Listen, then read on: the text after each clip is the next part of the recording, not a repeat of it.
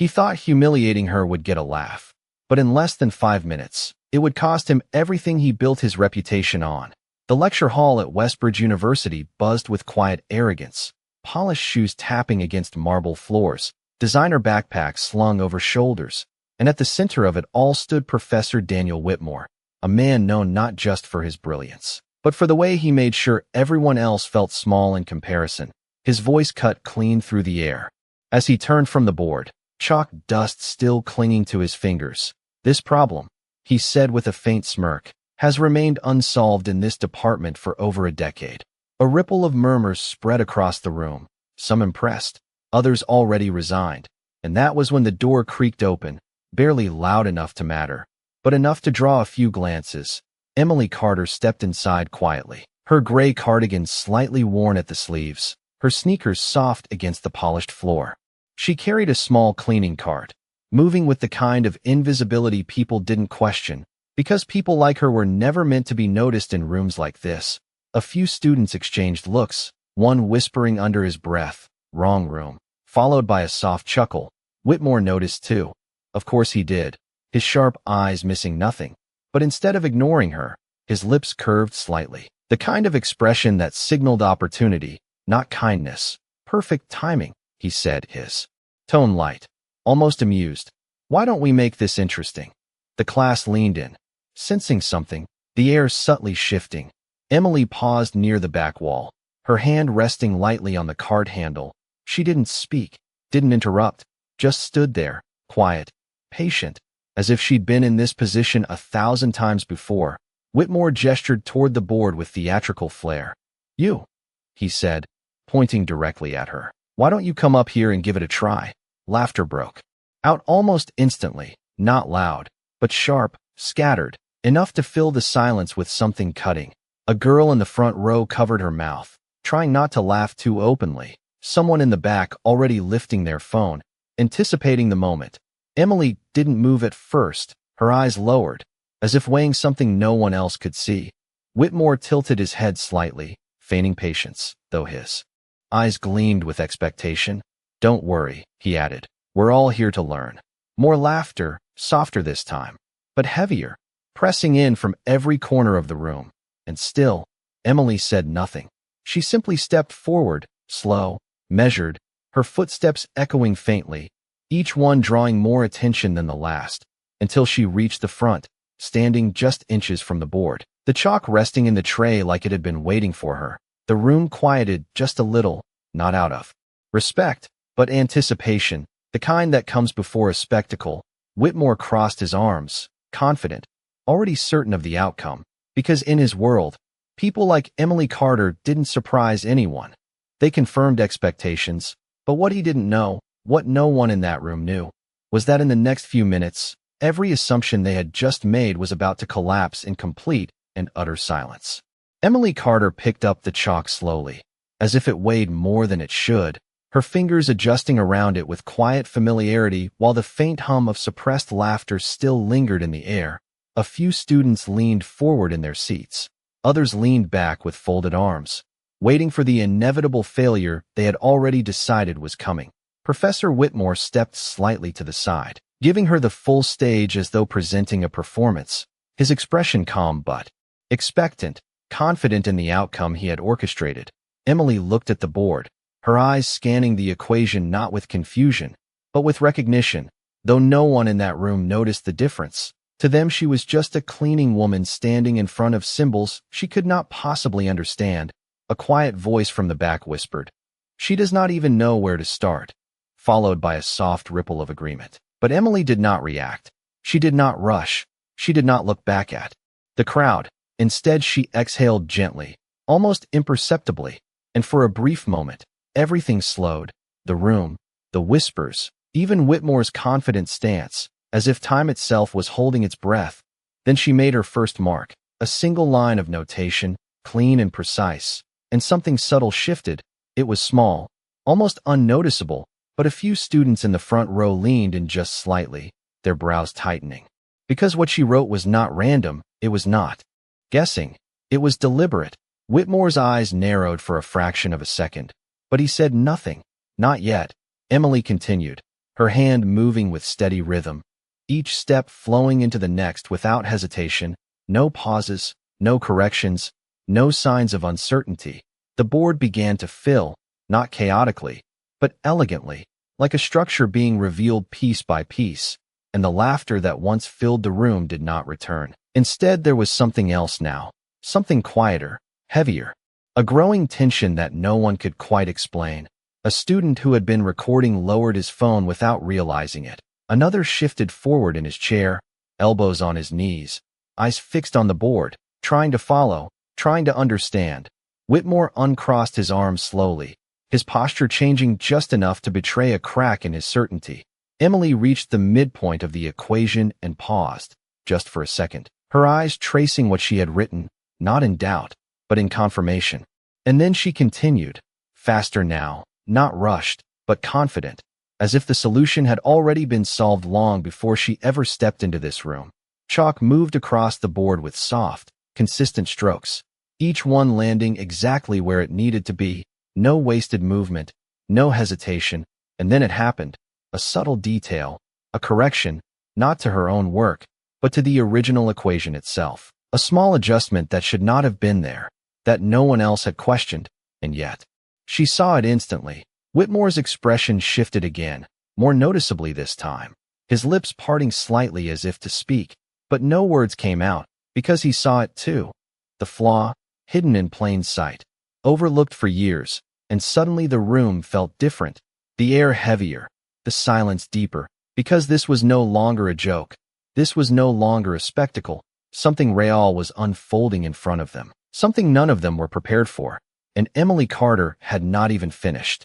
Yet, the chalk slowed for the first time, not from uncertainty, but from precision, as Emily Carter reached the final stretch of the equation, her eyes steady, her posture unchanged, as if the weight of an entire lecture hall watching her meant nothing at all. The silence now was absolute. No whispers, no shifting chairs, not even the sound of someone breathing too loudly, because every person in that room felt it, the shift, the undeniable realization that what they were witnessing was no accident, no lucky guess, but something far beyond what they had assumed. Professor Whitmore took a step closer, almost without realizing it. His gaze locked onto the board, following each line, each transformation, his mind racing to keep up, to find an error, a misstep, something he could point to and reclaim control of the moment. But there was nothing, Emily wrote. The final line, the solution emerging clean and undeniable, not just correct, but elegant in a way that made the original problem seem almost flawed by comparison. She set the chalk down gently, the soft click against the tray echoing louder than it should have in the stillness. And then she stepped back, not looking at the crowd, not seeking approval, just giving the solution space to exist on its own. For a long second, no one moved. A student in the front row blinked twice, as if trying to reset what he had just seen. Another leaned forward, scanning the board, lips parting slightly as the understanding began to settle in. This was not just right. This was better. Whitmore opened his mouth, finally finding his voice. That approach, he began. But his words faltered, because the more he looked, the more he realized something deeper. The correction she had made earlier was not just valid. It exposed a fundamental oversight in the way the problem had been taught for years. His reputation, built partly on this very framework, and now it stood there, quietly dismantled in front of everyone. His jaw tightened. He stepped closer to the board, scanning rapidly, searching for any inconsistency, any flaw he could grasp, but every line held, every step connected seamlessly, and the truth became unavoidable. A quiet voice from the side broke the silence. That is actually correct. It was one of the graduate assistants, his tone hesitant but certain, and that was when it happened. The collective shift, the moment where disbelief turned into recognition. Heads turned not toward the board, but toward Emily, the same woman they had laughed at minutes ago, now standing calmly, hands resting at her sides, her expression unchanged, as if none of this surprised her at all. Whitmore exhaled slowly, a sound barely audible, but heavy with the weight of realization. His shoulders lowered just slightly. The confidence that once filled his stance now replaced with something quieter, something uncertain. He looked at Emily, truly looked at her for the first time, not as a distraction, not as a joke, but as someone he did not understand, and that unsettled him more than anything else, because in a room where he had always been the authority, the one with answers, the one in control, he now stood facing a truth he could not explain, and Emily Carter, the woman no one had noticed, had just changed everything without saying a single word. No one clapped, no one spoke, because the kind of silence filling the lecture hall was not confusion anymore. It was recognition, slow and undeniable. Like a wave that had finally reached the shore, Professor Whitmore stood frozen for a moment longer, his eyes still locked on the board, as if the answer might change if he stared hard enough. But it did not. It remained there, clean, precise, and impossible to dismiss. He cleared his throat, a small sound that felt out of place in the stillness. "Explain your method," he said finally, his voice lower than before, stripped of its earlier sharpness. The request was not a challenge anymore. It was something else, something closer to uncertainty. Emily Carter turned her head slightly, meeting his gaze for the first time, her expression calm, unreadable, and for a brief second, Whitmore hesitated, as if unsure whether he had the right to ask. But Emily simply nodded once and stepped forward again, picking up the chalk with the same quiet confidence. She did not rush. She did not perform. She simply began to speak, her voice soft but clear, each word measured. "The original assumption creates instability in the third transformation," she said, pointing gently to the earlier section of the board. "So I adjusted the variable boundary before continuing." A murmur moved through the room, not laughter this time, but realization. Students leaned closer, some quickly flipping through notebooks, trying to trace what she had just said, trying to catch up to something that had already moved beyond them. Whitmore listened without interrupting, his brow tightening as he followed her explanation, because with every sentence, the structure of his own understanding shifted, not collapsing, but rearranging in a way that left him no longer at the center. Emily continued, calmly, steadily, explaining each step not as a performance, but as if she had done it many times before, as if this was simply how she thought, naturally, effortlessly, and that was what unsettled the room the most. Not just that she was right, but that for her, this was not extraordinary at all. When she finished, she set the chalk down again, stepping back into the same quiet stillness she had carried from the beginning, and once again, the room held its breath. A student near the aisle whispered, barely audible, "Who is she?" But no one answered, because no one knew. Whitmore finally looked away from the board, his gaze shifting back to Emily, studying her now with a different kind of focus, not dismissive, not amused, but searching, trying to place her into a category that made sense. But there was none, because everything about this moment defied the assumptions he had built his authority on. He straightened slightly, as if reclaiming some composure. But the confidence did not fully return. "You said you adjusted the boundary," he repeated slowly. "How did you see that so quickly?" It was not a trap, not this time. It was a genuine question, and the room felt it. The shift from dominance to curiosity.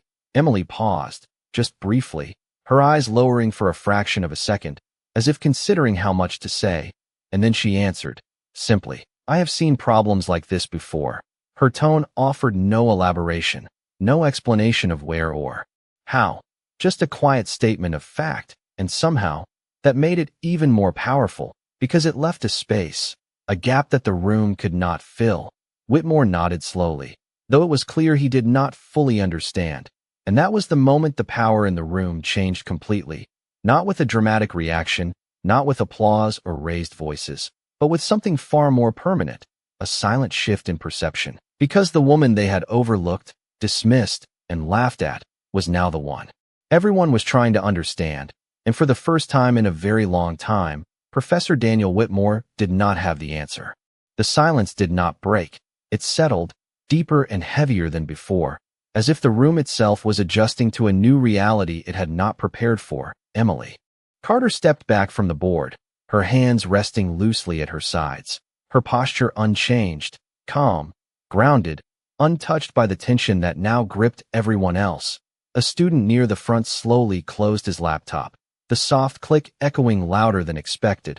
Another shifted in her seat, glancing between the board and Emily as if trying to reconcile the two images in her mind. The quiet woman with the cleaning cart and the person who had just dismantled a decade-old problem with effortless precision. Professor Whitmore remained still for a moment longer, then finally turned fully toward the class. But his usual presence, the commanding authority that once filled every inch of the room, was no longer the same. There was a hesitation now, subtle but unmistakable, as though he was measuring his words more carefully than ever before. "Class," he began, his voice steadier than his posture. "What you have just seen is an unconventional approach." He paused briefly, his eyes flickering back to the board, then to Emily. "But one that is, without question, valid." The words hung in the air, not as a declaration of control, but as an acknowledgement, and that alone shifted something fundamental in the room, because it was the first time he had conceded ground in front of them. A student raised his hand halfway, then lowered it again, unsure whether the usual rhythm of the lecture still applied. The structure they relied on had been quietly disrupted. Emily turned slightly, her gaze moving toward her cart as if preparing to leave, as if her role in this moment had already ended, and that movement, small as it was, created a ripple of urgency, because suddenly the room realized that whatever this was, whatever had just happened, it might disappear just as quietly as it arrived. "Wait," Whitmore said, the word coming out faster than intended. He took a step forward, not commanding, not authoritative, but almost hesitant. "Ms. Carter, was it?" He corrected himself quickly, as if realizing too late that he should have known her name already. Emily paused, her hand resting lightly on the cart handle. She turned back just enough to acknowledge him. "Yes," she replied simply. Whitmore nodded once, gathering his thoughts, the usual sharpness in his tone replaced with something more measured. "Have you studied advanced mathematics?" he asked, the question carrying a weight far beyond its simplicity. The entire room seemed to lean into that moment, waiting, not for the answer itself, but for what it might reveal. Emily considered the question for a brief second, her expression unchanged, then she answered. "A long time ago," her voice calm, almost distant, as if the words belonged to a different part of her life.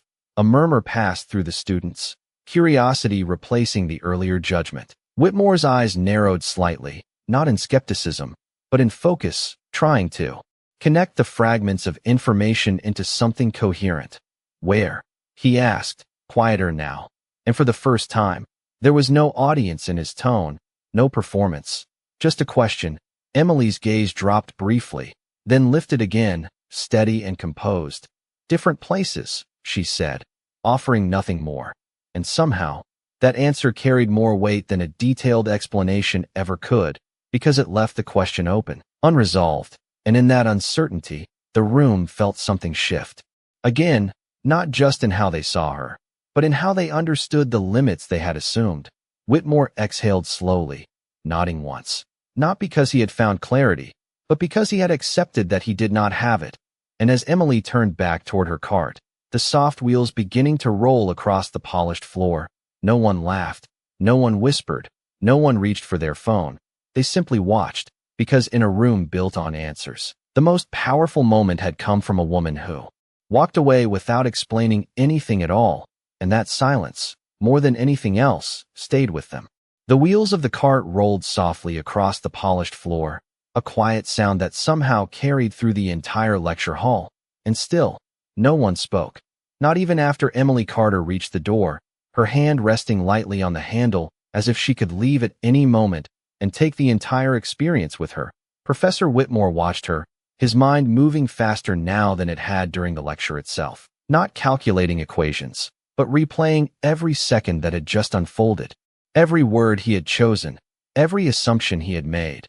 And for the first time in years, none of it felt certain anymore. "Ms. Carter," he called out again, his voice firmer this time, not out of authority, but urgency. Emily paused, turning just enough to acknowledge him without fully stepping back into the room. The students followed her movement instinctively, their attention no longer on the board, but on her, as if she had become the center of something they did not yet understand.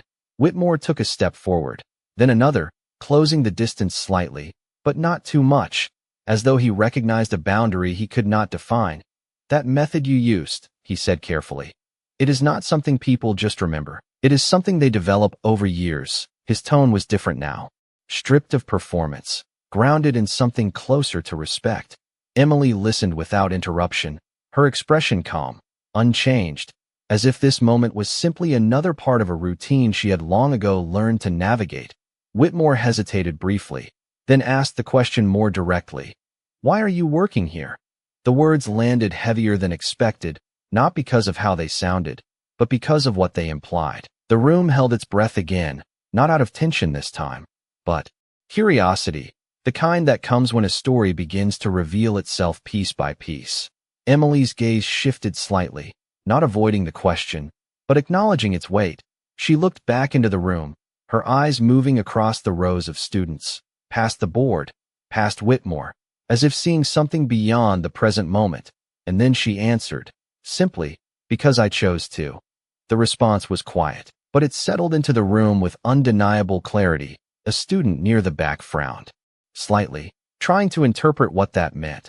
Another leaned forward, as if the answer had only deepened the question. Whitmore studied her, searching for something more, some explanation that would restore a sense of order, but none came, because Emily did not offer it. She did not explain her past, her education, or how she had come to stand in that room unnoticed until now. She simply existed in the truth she had given, and that truth did not need to justify itself. Whitmore nodded slowly, not because he understood, but because he recognized that understanding was no longer something he could demand. It was something he would have to earn, and that realization shifted something deeper than authority. It shifted perspective. Emily turned the handle gently, the door opening with a soft click, and for a brief moment, light from the hallway spilled into the room, casting a different tone across the polished floors and the faces of everyone watching. She stepped forward, beginning to leave, and still, no one stopped her, no one questioned her, because whatever they had witnessed was not something that required confirmation anymore.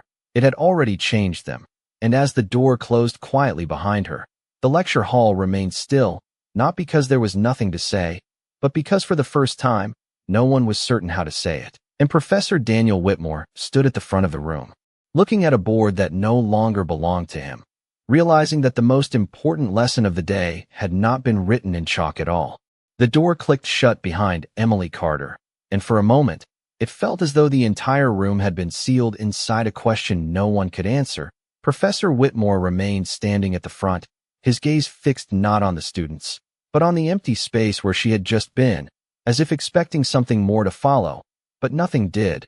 The silence stretched, uncomfortable now, not because of confusion, but because of realization. A student in the second row finally shifted, clearing his throat softly. Professor, is that going to be on the exam? The question was almost absurd, but it broke the stillness just enough to bring the room back into motion. A few quiet chuckles followed, hesitant, uncertain, nothing like the laughter from earlier. Whitmore did not respond immediately. He turned back to the board, studying the solution again, slower this time, more carefully, as though seeing it for the first time without the filter of his own assumptions. He picked up a piece of chalk, then paused, lowering it again without writing anything. Because there was nothing to add, nothing to correct, the solution stood complete, untouched. A student near the front raised her hand, more confidently this time. Professor, the adjustment she made.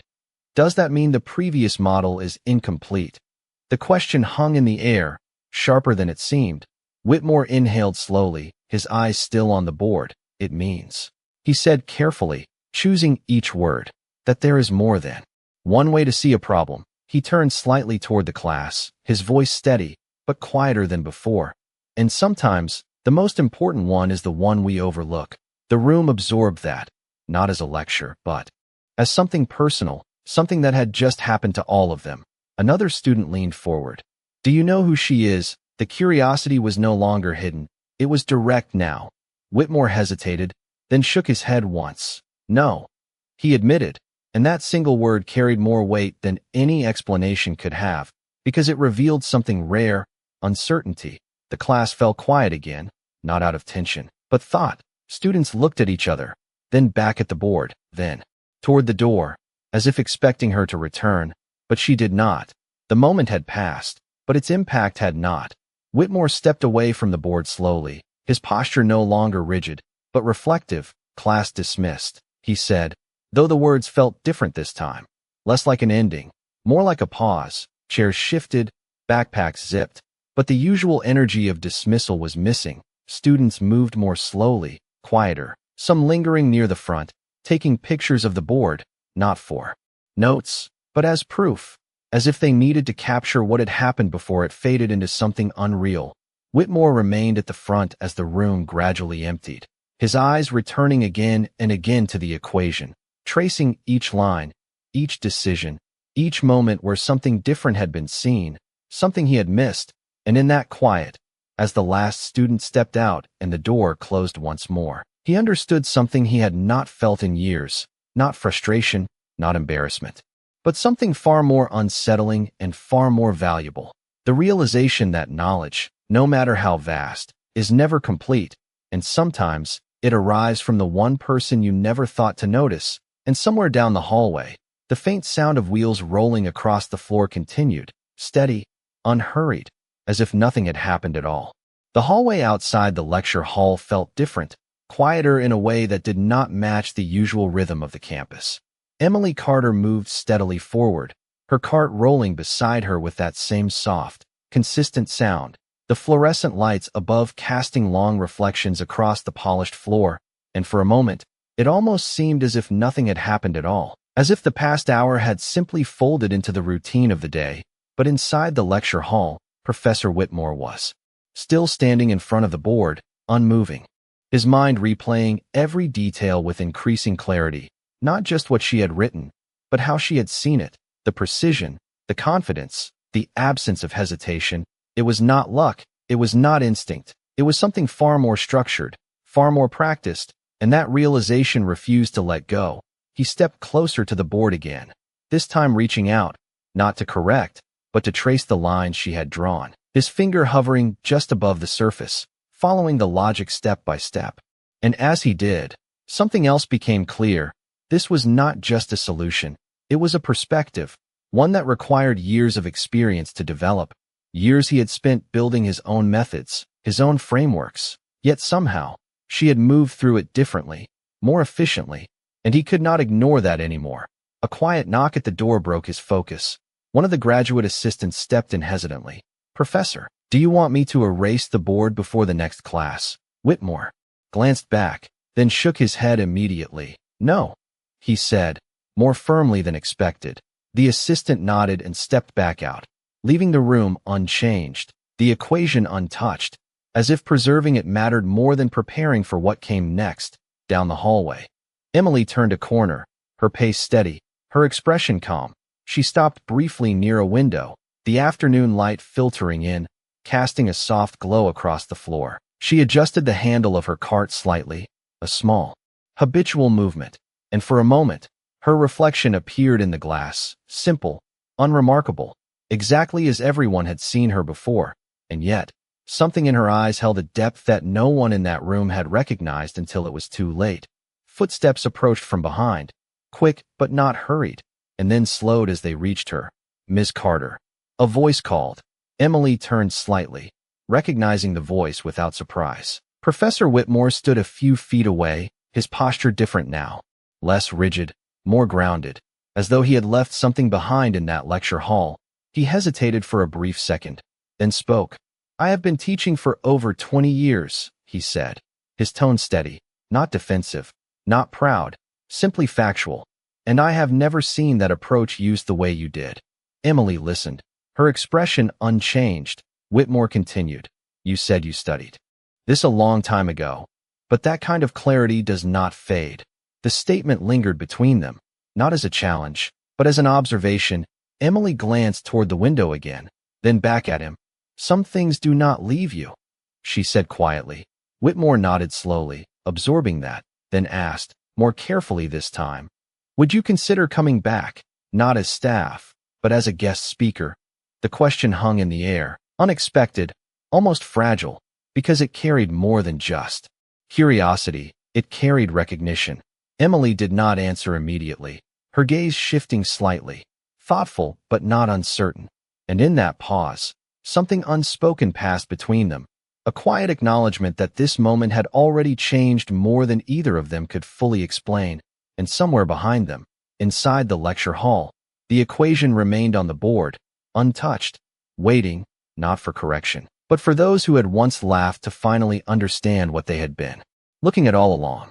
Emily Carter did not answer right away, and that silence carried more weight than any immediate response could have. She looked at Professor Whitmore for a brief moment, not with hesitation, but with quiet consideration, as if measuring something deeper than the question itself. The hallway remained still around them, distant footsteps echoing faintly from other parts of the building. But here, in this small space between routine and realization, time seemed to slow again. "I am not sure that is necessary," she said finally, her voice calm, steady, not dismissive, but grounded in something Whitmore had not expected. He blinked once, processing the words, not as rejection, but as something more complex. "Not necessary," he repeated softly, and for the first time, there was no trace of pride left in his tone, only curiosity. Emily nodded slightly, her hand resting once again on the card handle. "They already saw what they needed to see," she said, her eyes shifting briefly toward the direction of the lecture hall. Whitmore followed her gaze instinctively, as if he could still see the board from where they stood, the equation, untouched, complete, and suddenly, he understood what she meant, not fully, but enough, because the lesson had not been in the explanation, it had been in the moment itself, in the silence that followed, in the shift that no lecture could replicate. He exhaled slowly, a small breath that seemed to release something he had carried for years. "You are right," he said quietly, and those words, simple as they were, marked a change far deeper than anything that had happened in the classroom. Emily gave a faint nod, not as acknowledgement of him, but of the moment itself. Then she turned slightly, preparing to continue down the hallway, but Whitmore spoke again, not to stop her, but to say something he had never said before. "Thank you." The words were unfamiliar in his voice, but they were sincere. Emily paused just long enough to hear them, then continued walking, her cart rolling forward with that same steady rhythm, no faster, no slower, as if nothing about her pace needed to change.